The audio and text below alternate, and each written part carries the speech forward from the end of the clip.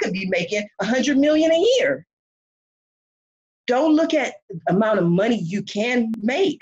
Look at what you want to do, what you're passionate about. I believe that God gave each and every person on this earth at least one talent. And that talent is for one reason only, and that is for you to survive. Now, people think survival is this whole, woo-woo kind of esoteric kind of thing. No, it's for you to pay your bills. That's what it's for. For you to pay that mortgage, right? For you to pay for that new car you want. So that's what your talent was given to you for. So if you don't have the things that you want, it means you're not utilizing your talent. So that's why I tell people, focus on your talent. If you find the talent and you do what you love, the money will come.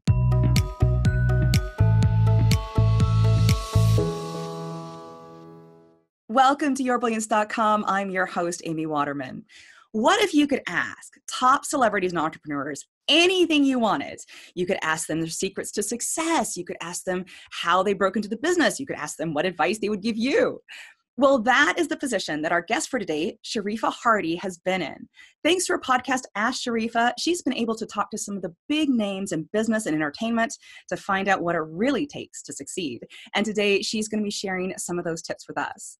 Sharifah is a business consultant, an online marketing specialist, and an influencer. With over 25 years of business experience, she has positioned herself as a top executive in entertainment and a person on the rise. She's the CEO of X Roads TV, In the News PR, and In the News Magazine. And she's just come out with a book called Signs You Might Be an Entrepreneur: How to Discover the Entrepreneur in You. Welcome, Sharifah. Thank you. Thank you for having me. This is amazing. Well, I am really excited about this interview series you have. Talk to us about Ask Sharifah. Yes, I have Ask Sharifah Videocast and Ask Sharifah Podcast. The Ask Sharifah Videocast is a full video interview, whereas the podcast is audio for people who aren't maybe ready to go out in front of the cameras, out in front of the video and really speak. So I have two options, but I love it. It has been so amazing because first, when I launched my first Blog Talk radio show in 2009, I did it for two reasons. Number one, as a business consultant, people were calling me, constantly asking me questions. And I love helping people. I love answering questions, but I found that I was getting repeat questions, that most of the people were asking the same question. And I said, okay, well, what we'll do is a radio show to answer all these questions at once. So now when people began to ask me questions instead of just answering, I said, okay, you know what? Guess what? I'm discussing that on my show tomorrow. Tune in at 8 a.m. Pacific Standard Time. So it made it that much easier. The other reason I did it is because a long time ago, back then when I started, I went to the Los Angeles Convention Center and I was offering marketing and website design services. And I would go try to speak to business owners.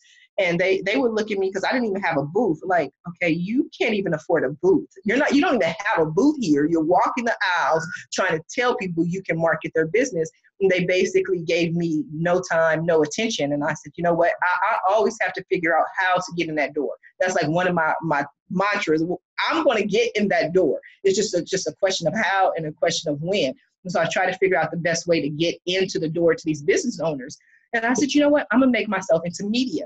Because everybody wants to speak to the media. The media is the entity that people are like, let me talk to you. So as soon as I launched Ask Sharifah Blog Talk radio show, went back to the convention center, a new event, told them I was in the media. This is what I do. I had people lined up and giving me referrals. Like, you have to talk to Sharifah. You have to speak to her. You have to get a guest on her show. And so that's how I was able to get in the door. But just like you said, one of the things that I found that for me was like this eureka moment is that I was trying to build my business. And so I started just incorporating little questions that I needed to know when I was speaking to the CEOs and the top executives. I was like, I wonder if she'll tell me. And they would tell me so many different things because people want to help. They want to help other people. And so it just made it a blessing because I've interviewed some of the top executives at Wells Fargo, Boost Mobile, just a lot of the great people. My favorite interview of all time that I've done was with Patti, LaBelle. I almost passed out. I was so excited about that interview, but I just love speaking to people. So I want to know, what did Patti LaBelle have to say? Like, for those of us, okay, so we're going to give you a link later in the show so you can go and check out that interview. But just for now, what was her favorite piece of advice that you liked? She didn't give me advice. When I interviewed Patti LaBelle, she was a judge for a competition that she was hosting. And so I was able to interview the contestants because it was the next grade drummer drum off for young people who wanted to become drummers. And so I interviewed the contestants. I interviewed everyone there, sponsors, vendors, but I was also able to interview the judges. And when I spoke to Patti LaBelle, I was like, oh my God, I don't even know if she's going to answer me. Like, out of everything in my mind that I'm thinking, I'm like, is she actually going to talk to me? Is she going to speak to me? And she did. And when she did, she was so positive. She was so nice. And I thought that she was only going to, say hi to the people. But she didn't. She was wonderful. She stayed and spoke for quite a length of time. But her main thing overall in talent was just really just go out there. It might sound cliche to some people, but she really was so wonderful and just really said, you know what, our children are our future. And that's what she wanted to support, coming out, supporting the children, supporting the future and supporting their dreams. So that's why it was important for her to be there. Oh, that's fantastic. So the celebrities you've talked to, they're all just like me and you, right? They're not special. They're not different. Is that a question? Because I would have to kind of disagree. I'm gonna disagree in a slightly way. They're not special as far as their abilities. They're not special as far as their talents and their gifts. I think what makes them different from anyone else is that people do not understand how hard celebrities work. They work, just to be on the set, you have to be on the set for no less than 12 hours a day. The average person, when you're at work and you hit that 8-hour mark, you're like, it's time to go. You're like 8 hours and you're done. They're on the set every day, all day. They have to put up with so many things that the average person really can't understand. They're trying to eat dinner and someone wants their autograph. Just imagine, Amy, you're eating your dinner and somebody's like, can you autograph my book?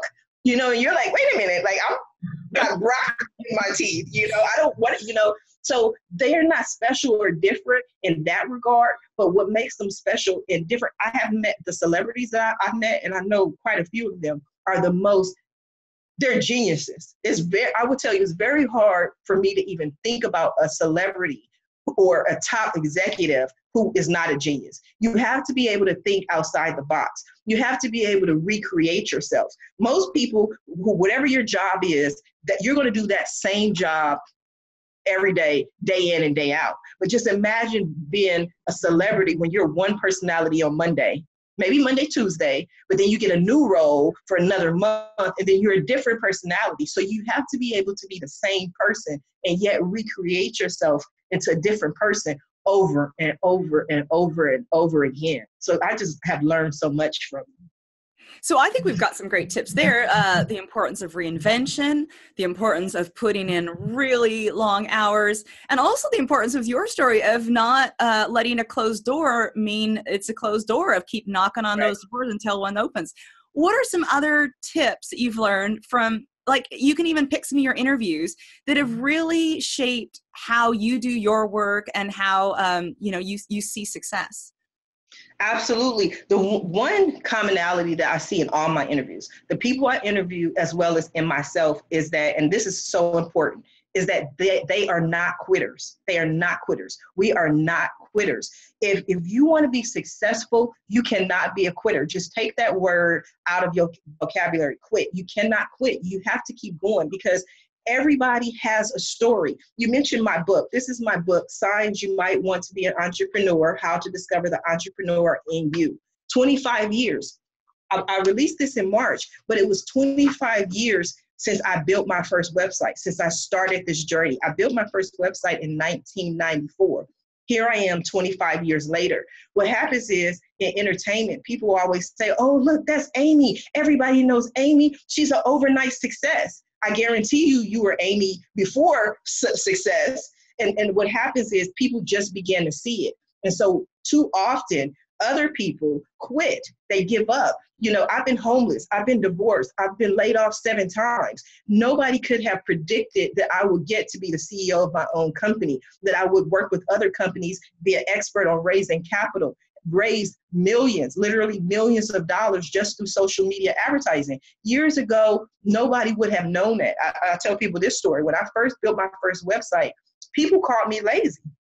You're like, what? That doesn't, but see, in 1994, people felt that you had to go work a 9 to 5. You had to have a day job.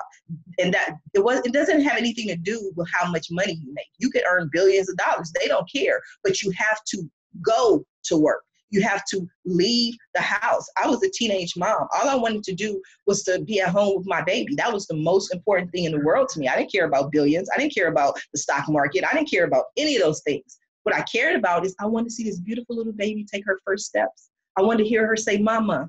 And that's what my focus on. But people said I was lazy because I didn't want to go and get a job. But in 1994, it was unheard of to work and not leave the house. But if I had listened to those people and listened to them even more and said, you know what, I'm never going to be this, I'm never going to be that, let me just give up, let me just go be a receptionist, let me go work at the post office, as opposed to just keep going. So, I mean, to me, that is the most important thing that I've taken from everybody, from everyone. They all have their own different struggles, their own different journeys. But at some point in time, there was a dark moment where they were like, oh my God, I will never be a A-list celebrity. Everybody does it. You know, I speak to speakers who will tell me they are professional speakers, billing for thousands and thousands of dollars. They still get nervous before every speaking engagement. Every interview I do, before every interview, I still get nervous because I'm a perfectionist. I want it to be perfect. I don't want to offend anybody. I don't want to say, oops, you know, oh my God, I didn't know. I really hate that flower on your wall. And you're like, that's my favorite flower. You suck. You know, you want to keep going. But too often we have those moments where we just want to throw in the towel. And so I just ask you, I implore you, please don't throw in the towel, because the reason I feel so confident about that is I tell people everything I went through, it wasn't for me. It was for everyone else. It was for me to be able to help other people. And so that's what I'm here to do. I'm just here to help. I'm here to serve. So if I give up, how many people aren't going to be able to utilize the benefit of the assistance that I'm able to give them? Yes. So in your book, you talk about how to know when you have a really viable business idea, like should you be an entrepreneur or is this idea past? Do you want to talk just a little bit about how people can know whether or not, if they've got a business idea, whether or not it's a good one or whether or not they should pass and maybe keep their day job? Absolutely. Excellent question. And this is simply the simple cut and dry answer. Look at your why. Now, because people ask me all the time, Sharifah, what business today can I start that I will make money? And I always tell them any business that you're willing to work day in and day out, any business that you're willing to work Saturday, Sunday, Monday through Friday, every day, all day. That's what's going to make a business successful. It's not the product. It's not the service. You can see just when you look at MLM companies, there are people who make maybe $100 a month. There are people who might make $5,000 a month. There are people who make $50,000 a month. There's people who make millions in MLM or in their business, whatever it is, with the same product. It's not the product. It's not the service. I'm sure we've seen plenty of restaurants. You see a McDonald's right across the street from a Burger King. I was laughing because Burger King and McDonald's has this war. Now Burger King made these meals that are not all happy, but at the end of the day, it's just burgers. I tell people in my speaking engagements, if you go down, do this simple exercise. Go to any grocery store and go down this one aisle. Go down the bottled water aisle. You can see so many different types of bottled water. But at the end of the day, it's just water. It's water bottled here, it's water bottled here, or it's water bottled there, but it's water, okay? So everything comes down to marketing, but it's something that you have to want to do, So what I specifically talk about in the book, though, with what's your why is I can guarantee you, if you're doing it for the love of it, for the passion of it, if it's something that you will do for free, eventually you'll be successful if you don't quit. However, if you say, you know what, let me quit my day job, I'm making $15 an hour at my day job, or maybe not, maybe you're making $30 an hour at your day job, but there's something in your spirit that tells you, I could be making $100 million a year. Don't look at the amount of money you can make. Look at what you want to do, what you're passionate about. I believe that God gave each and every person on this earth at least one talent. And that talent is for one reason only, and that is for you to survive. Now, people think survival is this whole, woo-woo kind of esoteric kind of thing. No, it's for you to pay your bills. That's what it's for. For you to pay that mortgage, right? For you to pay for that new car you want. So that's what your talent was given to you for. So if you don't have the things that you want, it means you're not utilizing your talent.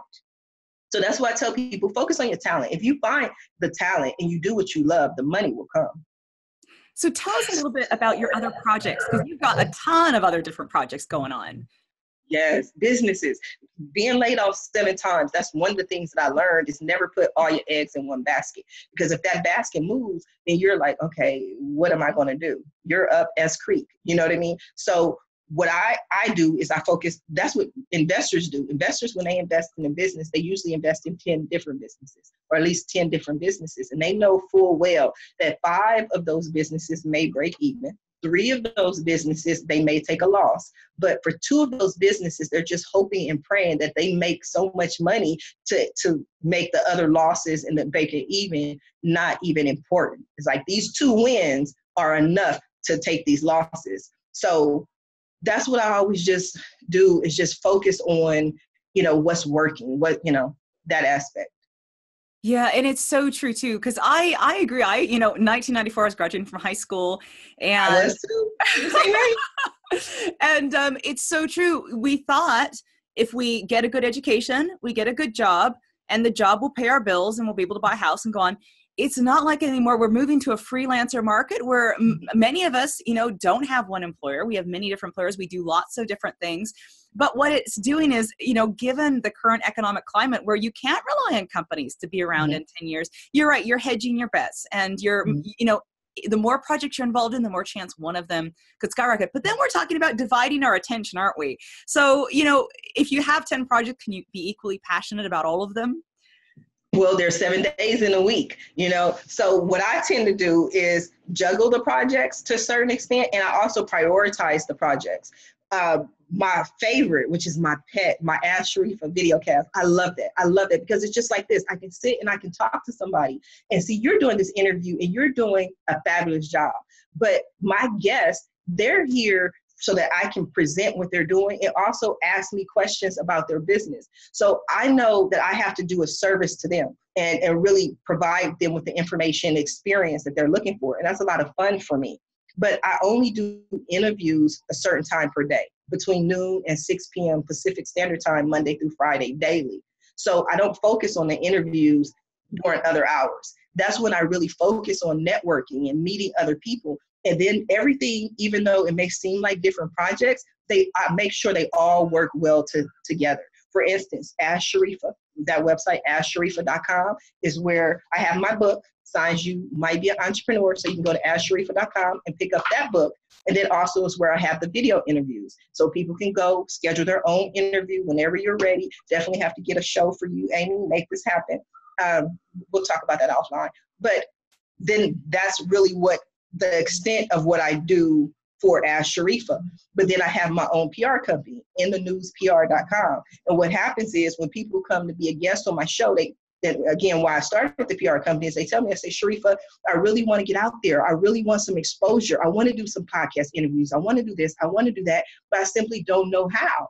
And I'm like, okay, you did this interview. You got a feel for it. Through In the News PR, I can take you on as a PR client and I can help you. So I'm moving them through, because maybe they just want a book. Maybe they just want to do it themselves. This is the DIY, right? So I take the DIY, put them in front of an audience, and they're like, oh my God, I love this. I want to do more. Move them along to In the News PR. And then my website is the letter X, roadstv.com, but it's pronounced Crossroads because when I launched it in March of 2018, I was at crossroads in my life. I had just got laid off yet again. And I said, okay, well, do you want to look for another job or do you want to go work for yourself? I said, I'm going to do work for myself. I started my own television network. And so with the network, if people are interested in projects or producing or having their own show, I can help them and I can produce it for them. So it's different levels based on what the person is interested in, but I also make sure that it all makes sense. Like I don't have a PR company in a shoe store. You know what I mean? Like I might get there one day, but that's when I'm like, okay, if you're going to do interviews, you need some clothes. So now I have this whole clothing store. So I try to find things that work together. The other thing is that I have a team. That's where entrepreneurs go wrong. That's one of the biggest mistakes that entrepreneurs make is they think as an entrepreneur. And I'm not knocking anybody at all, not a knock. But what happens is entrepreneur is a step. If you want to be successful, that has to be a step. First, you want to work for yourself, and then guess what? You have to have employees. You have to build, and that's when I talk to some entrepreneurs, and I say, well, how long have you been in business? And they say, 35 years. I'm like, okay, well, how many employees do you have? Well, it's just me. Okay, well, then you're not growing your business. After 35 years, it should grow. It should expand. I have a team of people that help me in so many different areas, team of people that work for me on a daily basis, and they handle a lot of the different projects. And at some point, I just become the face of the company of Ask Sharifah in a news PR and all these other companies. And so I just think it's very important for people to understand that if you keep going, you will be successful. 25 years it took me to get here. Fantastic. And for those of you watching, the link to go to get to Ask Sharifah is just www.asksharifah.com. Thank you so much for being on the show. We're coming to an end, and I wondered if you had any last message you'd like to leave our viewers with. Absolutely. First of all, I would like to thank you for allowing me the opportunity to speak to your viewers. You're welcome. And after that, I want to say this to everyone. I'm a practitioner of meditation. I try to meditate every day, okay? And some people think it's too woo-woo or whatever, but it's just a moment of quieting your mind. Take it 15 minutes for you, with no interruptions, nothing that's going to disturb you, and just sit quietly and think, because prayer is speaking to God. Meditation is listening to God. So whatever you're doing, if you're looking for a new career, if you're looking for a new job, I would recommend going on YouTube, Googling some type of meditation. I do that all the time. Whatever a challenge is, I Google that on career meditation, love, whatever it is, and just meditate for a little while and allow the answers to come to you. And all of a sudden, you'll see doors begin to open for your career or for that change that you want to make. But just sit quietly. Practice just sitting quietly and waiting for the answers to come to you. And then your eyes will open and you will see so many new opportunities to come to you. Fantastic. Thank you so much. And thank you out there for watching. We hope to see you again soon. Until then, let your brilliance shine.